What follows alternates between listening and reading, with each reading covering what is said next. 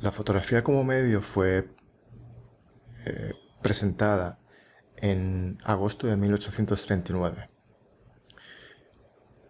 Fue un medio que de alguna manera impactó la sociedad a nivel cultural, a nivel histórico,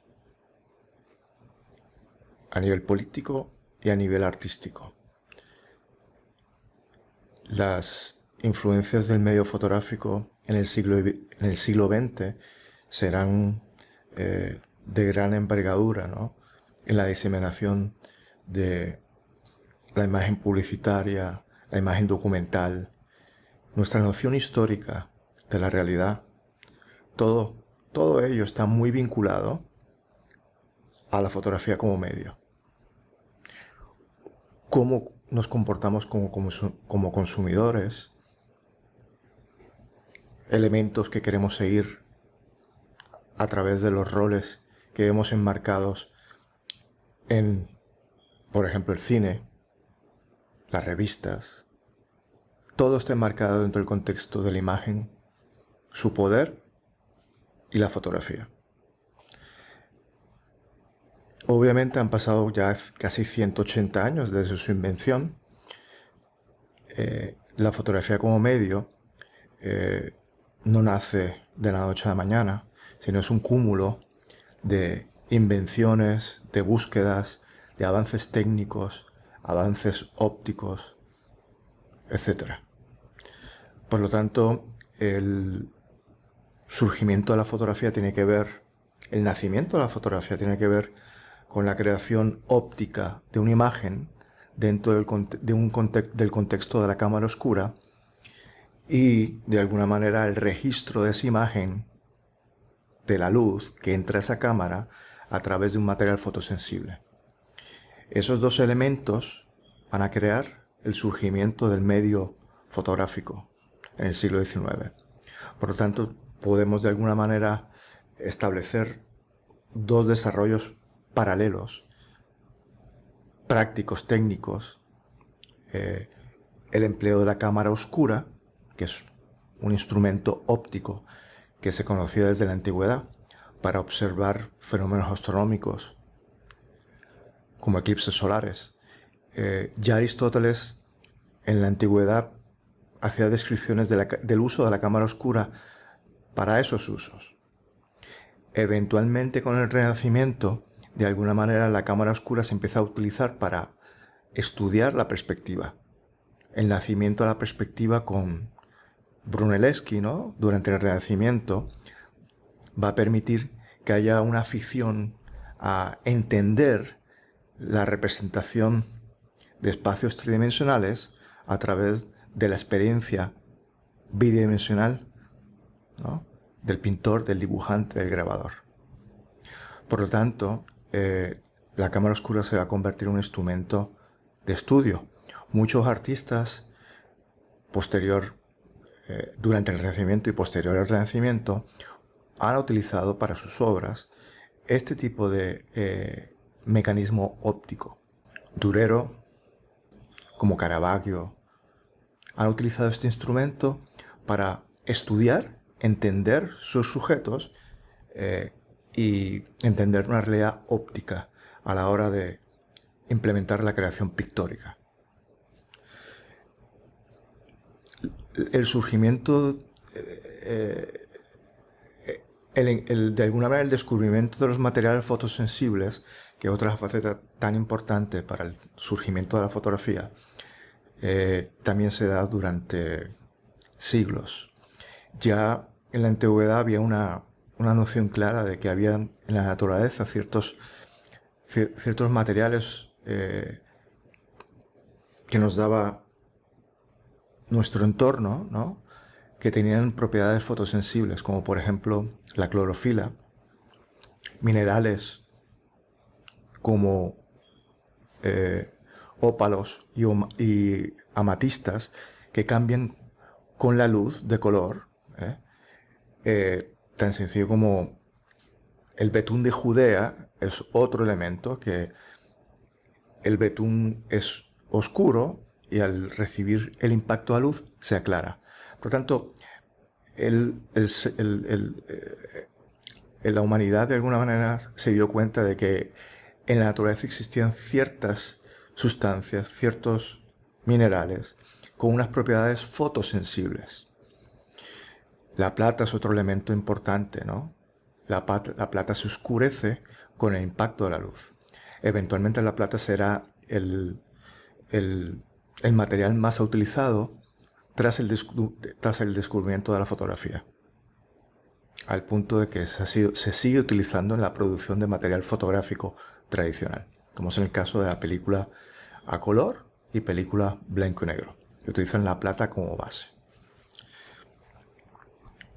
Pero obviamente ese entendimiento de la cámara oscura por un lado y después las propiedades fotosensibles de ciertos materiales que nos encontramos en nuestras realidades cotidianas no se van a intersectar hasta que en el siglo XIX se dé una curiosidad por parte del ser humano a representar una imagen óptica de forma instantánea a través del empleo de la cámara oscura y el registro de esa luz que entra a esa cámara oscura a través de un material fotosensible. Y ahí surgen los primeros experimentos en esa dirección, en el que podemos... Aquí tengo diferentes ejemplos de cámaras oscuras. El fenómeno de la cámara oscura es la proyección de una imagen. La luz se proyecta al interior de una cámara, de un habitáculo. Y obviamente ese habitáculo debe estar totalmente a oscuras y se proyecta la imagen invertida de esa imagen que se encuentra en el exterior. La solapación de hojas pueden permitir el efecto de cámara oscura, el efecto estereopeico, para poder proyectar la imagen hacia el suelo. Esto es básicamente un dibujo observado por los chinos. Ya obviamente la clara conciencia de la cámara oscura va a permitir que el ser humano produzca estos espacios totalmente sellados a la luz, en el que en un orificio haga un pequeño lente con un diámetro determinado que va a permitir que la luz entre al interior de forma controlada y con la luz se proyecta la imagen del exterior invertida. Esto es un dibujo del Renacimiento de una cámara oscura diseñada, ¿no?, para poder observar el sol. Y aquí tengo otro ejemplo, donde ya aquí vemos el artista dibujando dentro de la cámara oscura la imagen que se está proyectando sobre el papel.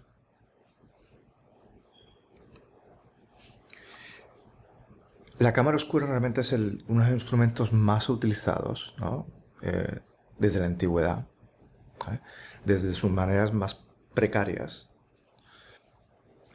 a sus maneras obviamente muy, muy sofisticadas. Esto es básicamente es un dibujo de 1700 en el que ya vemos un usuario de cámara oscura observando en un visor, observando la imagen que entra a la cámara oscura y es proyectada a través de este espejo hacia este visor. Sobre el visor, el artista, como pueden ver, está dibujando sobre un papel la imagen que se está proyectando por detrás. Básicamente, esta plataforma me va a permitir crear la luz, controlar la luz para que de alguna manera la luz del espacio no interfiera con la proyección de la imagen.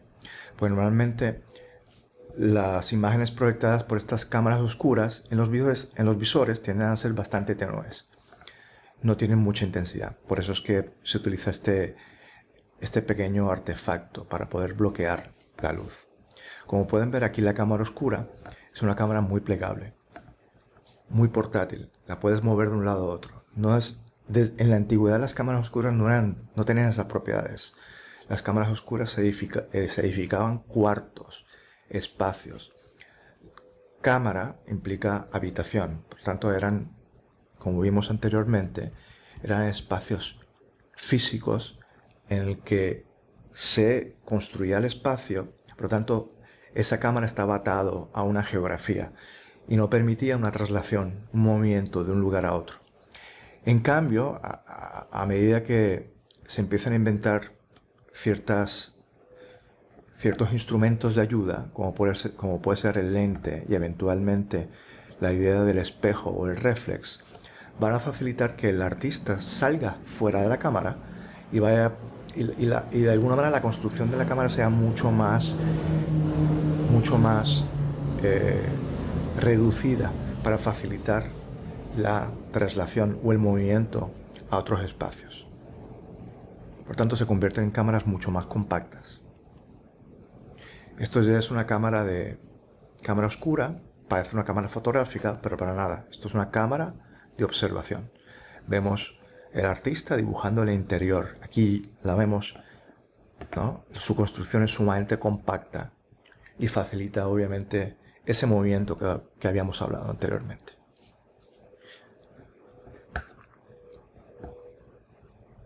Esto es ya una cámara oscura prefotográfica. Los primeros intentos de intersectar la imagen creada por la cámara oscura registrada a través de un material fotosensible se conocen desde finales del siglo XVIII. Pero realmente en la primera década del siglo XIX, este señor Nietzsche empieza a hacer experimentos con grabados, ¿no? Hacer grabados fotográficos a través de un material basado en betún de Judea. Betún de Judea es un asfalto que el asfalto es oscuro. De alguna manera, cuando la luz impacta el asfalto, se aclara. Y después, obviamente, él hace permanente a la imagen a través de un tratamiento químico. Este es, a la izquierda ven el grabado original. Él hace una reproducción de ese grabado a través del empleo de un material fotosensible y la cámara oscura. Más adelante, en 1826, esta es una de las primeras escenas fotográficas que se tienen noción. El mismo autor, Nietzsche, que era un inventor adinerado, polifacético, científico, filósofo, realiza con la cámara oscura una toma de 8 horas en un material fotosensible. Y eventualmente ese material fotosensible lo procesa para poder parar la sensibilidad del material fotográfico y poder ver la imagen a la luz. Por lo tanto, como pueden ver, en estos primeros intentos, y hasta el siglo XX, antes del surgimiento de la fotografía digital, los procesos fotográficos estaban vinculados a los procesos químicos. Había que tratar químicamente la imagen fotográfica para poderla estabilizar y verla a la luz a largo plazo. Eventualmente, Nietzsche se vincula a un artista, Louis Daguerre, también inventor, que había diseñado básicamente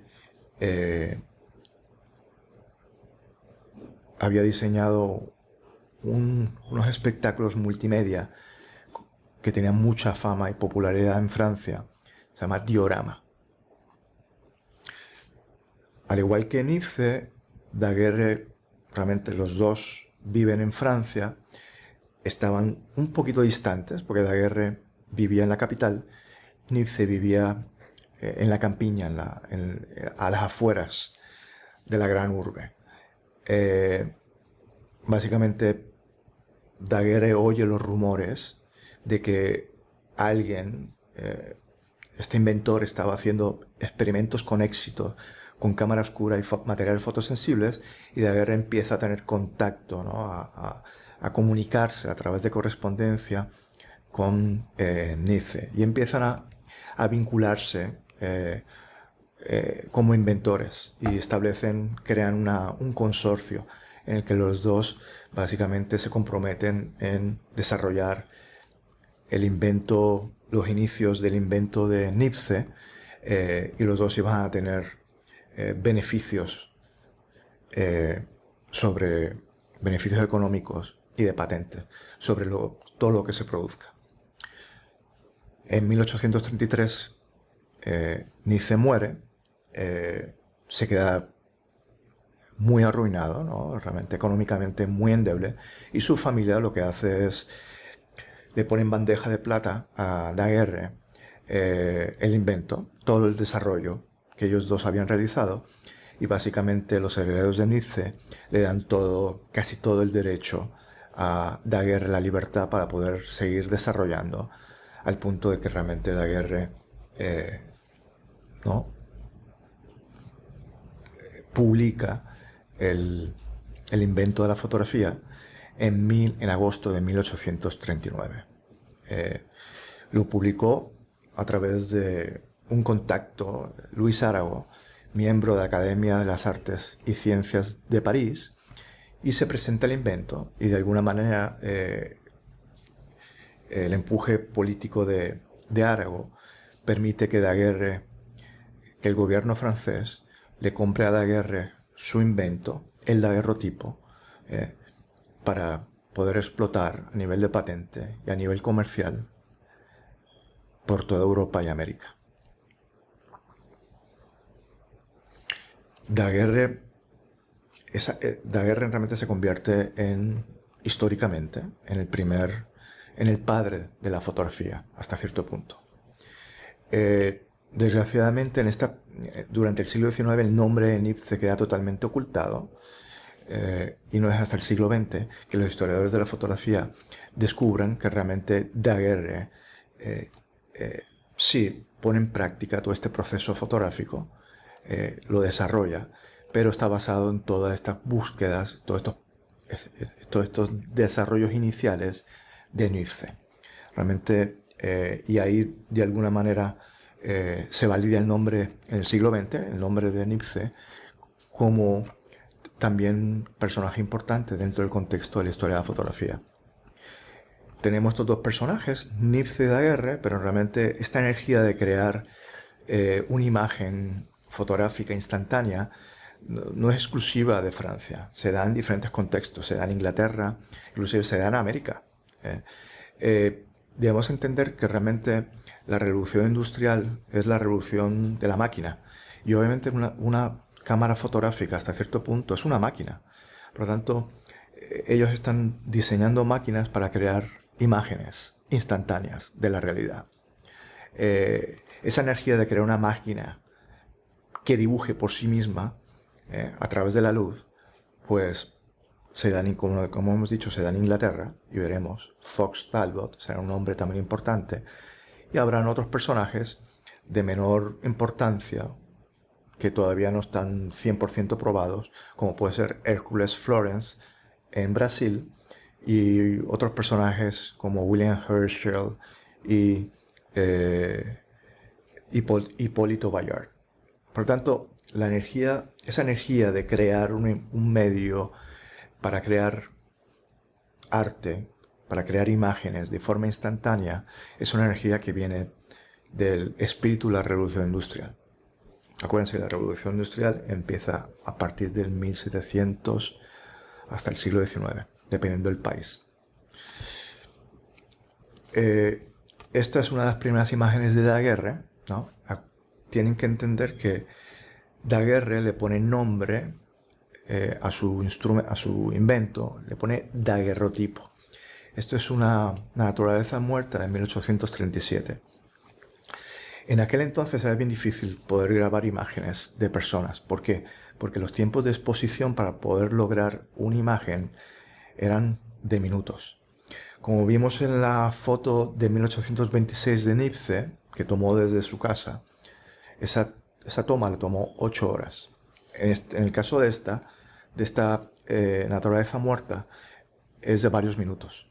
Varios minutos es un tiempo demasiado largo para tomar una foto de una persona. Sin embargo, esta es la primera imagen en la que se captura una persona de forma accidental. Daguerre en 1838 toma esta foto de esta avenida sumamente concurrida de París, en horas de mucho tráfico, como pueden ver, apenas se siente la presencia de la gente. Realmente es casi inadvertida. ¿Por qué? Cuando Daguerre toma esta instantánea, la exposición es entre 10 a 15 minutos. Accidentalmente, o sea, todos los carruajes, todas las personas que estaban pasando en este espacio sumamente concurrido, durante ese periodo de tiempo no le da tiempo a la imagen fotográfica para que se graben, porque constantemente se están moviendo. Si te mueves durante 10-15 minutos, tu imagen no se va a registrar, no le va a dar tiempo suficiente al proceso fotográfico para poder capturar físicamente tu imagen. Sin embargo, como pueden ver aquí, vemos ahí este transeúnte que está aparentemente limpiándose sus zapatos con un limpiabotas. Ellos aparecen en escena porque precisamente durante la mayor parte de ese proceso de exposición, de 10-15 minutos, ellos estuvieron totalmente fijos. Por lo tanto, esta es la primera foto que podemos considerar, ¿no?, de una persona. Eventualmente, con la popularización y la fama que empiezan a tener los daguerrotipos, se empiezan a crear diferentes estudios de fotografía, ¿no? Porque la aplicación inicial es el retrato. Y los procesos se empiezan a alterar, en términos, fotógrafos empiezan a reducir los tiempos de exposición y de alguna manera se empiezan a mejorar esas prestaciones iniciales de la imagen fotográfica, en el que ya puedes reducir quizá a segundos los tiempos de exposición.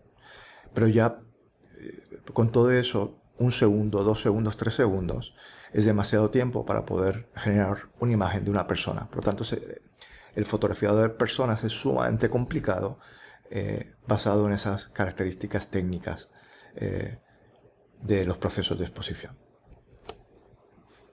Otro personaje sumamente importante dentro del contexto de la historia de la fotografía y que casi de forma paralela confronta el invento de Daguerre es William Henry Fox Talbot.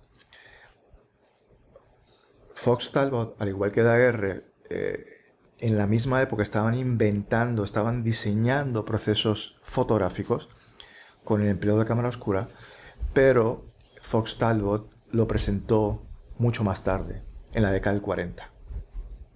En 1844, él publica su libro The Pencils of Nature, en el que hace una serie de fotogramas de hojas, ¿no?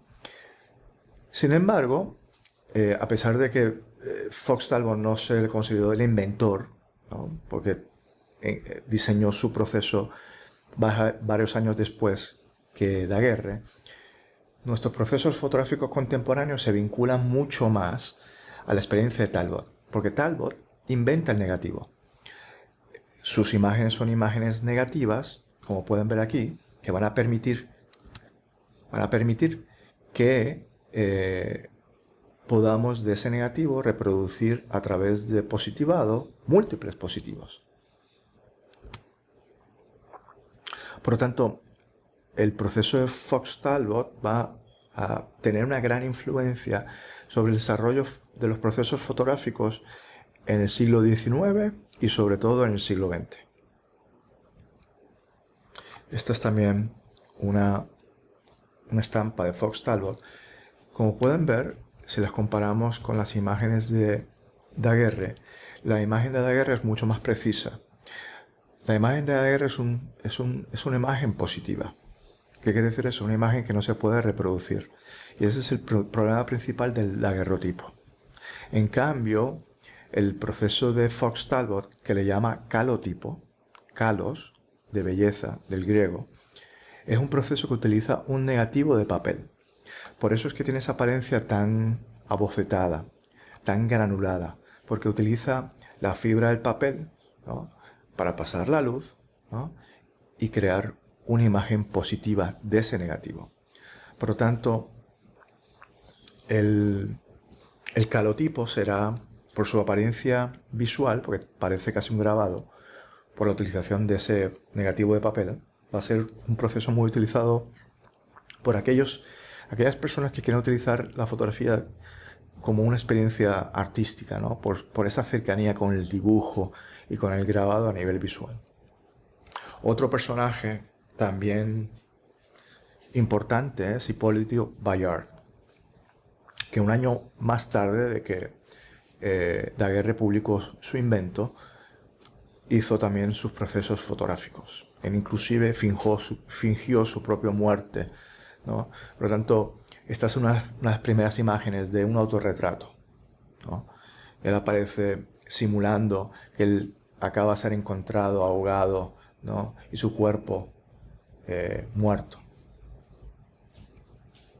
Otro personaje sumamente importante es William Herschel, alemán, reside en Inglaterra, astrónomo óptico. Él fue uno de los primeros que acuña la palabra fotografía. La fotografía tiene dos palabras, fotos y grafos, ¿no?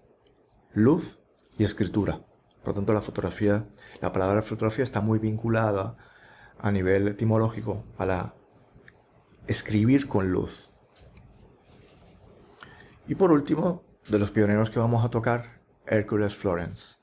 Él, no hay evidencia de haber creado una imagen fotográfica, pero a través de sus diarios hay un registro histórico de que él realmente estaba investigando con procesos fotográficos y procesos fotosensibles y que él tuvo algún tipo de éxito. El problema es que no hay una evidencia visual de lo que él produjo, lo que pudo producir en términos de procesos prácticos, funcionales, desde el punto de vista fotográfico.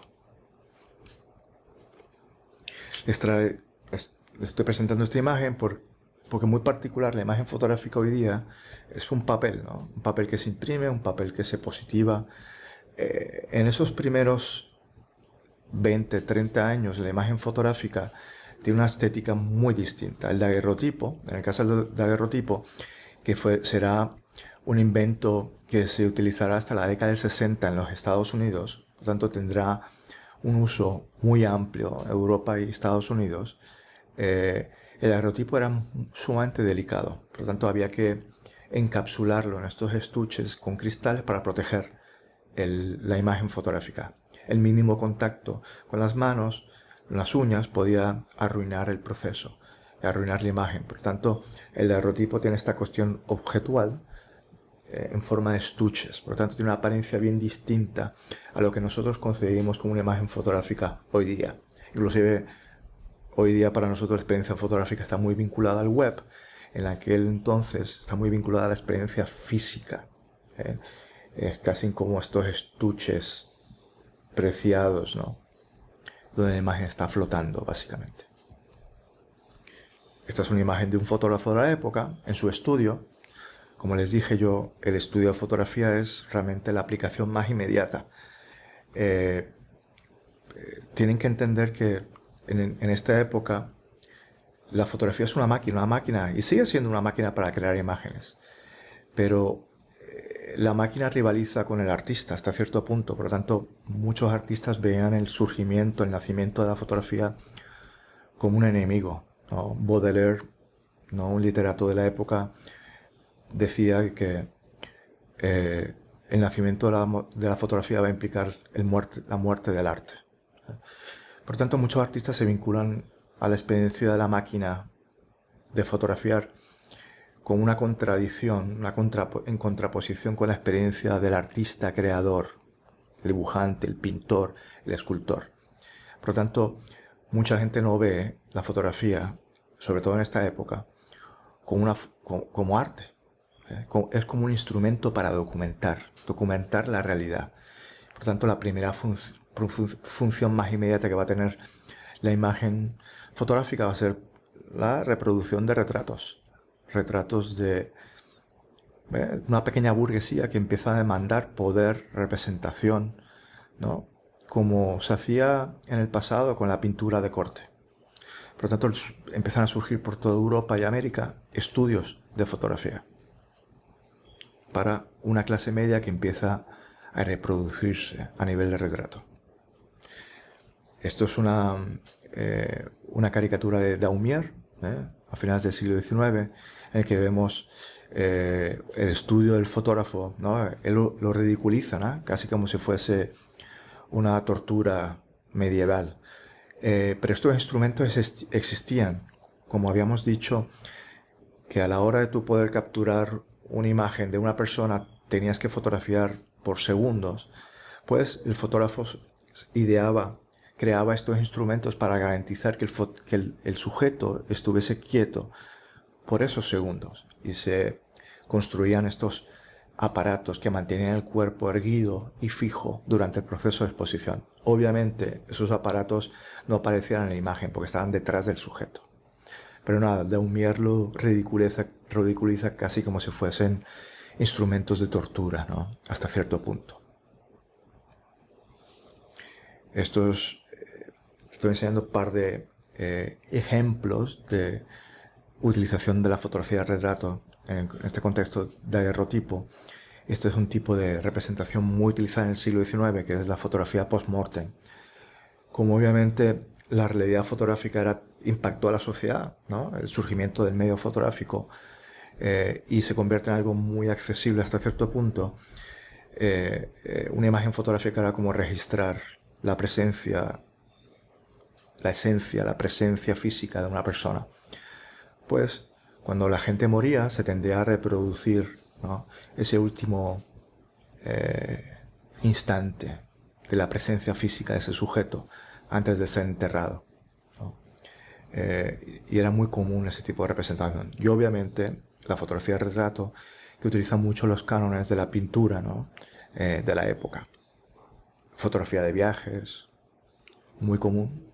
Clase media, que empieza de alguna manera a tener acceso a estos procesos fotográficos, porque tienen los recursos económicos, empiezan a registrar sus propias experiencias, ¿no? De viaje, ¿no? Y empiezan a reproducir básicamente los acercamientos al paisaje. Y ahí surge la fotografía del paisaje hasta cierto punto, a través de esas primeras experiencias del viaje. Y por último, la fotografía científica, ¿no? La aplicación de los diferentes procesos de estudio de la ciencia, la naturaleza, y en este caso el estudio de los astros. Aquí tenemos otro ejemplo de fotografía post-mortem. Como pueden ver, esto es un ejemplo de un daguerrotipo, y esta será nuestra última imagen. Los daguerrotipos, igual que el calotipo, ¿no? El invento de Louis Daguerre y el invento de Fox Talbot, de la imagen negativa que eventualmente se va a reproducir, son imágenes blanco y negro. Son imágenes monocromáticas, son imágenes que no reproducen color. La pintura es a color, ¿no? La referencia al retrato tradicional, ¿no? A partir del Renacimiento, el Barroco, el Romanticismo, está muy vinculado a la experiencia a color. Los fotógrafos no tienen esa accesibilidad a nivel práctico, ¿no? Por los procesos químicos que impiden la generación de esa imagen a color. Pues se da una modalidad dentro de los estudios de fotografía que los fotógrafos empiezan a manipular a través de pigmento las superficies fotográficas para crear una imagen mucho más cercana a esa experiencia pictórica, ¿no? A esa experiencia de la realidad, hasta cierto punto. ¿Qué quiere decir eso? Que ya en el daguerrotipo, ¿no? En 1839, 1840, surgen los primeros intentos de la manipulación fotográfica, que obviamente tendrá todo un desarrollo durante el siglo XIX hasta el siglo XX, con la culminación del nacimiento de la fotografía digital en la década del 80 y década del 90 del siglo XX.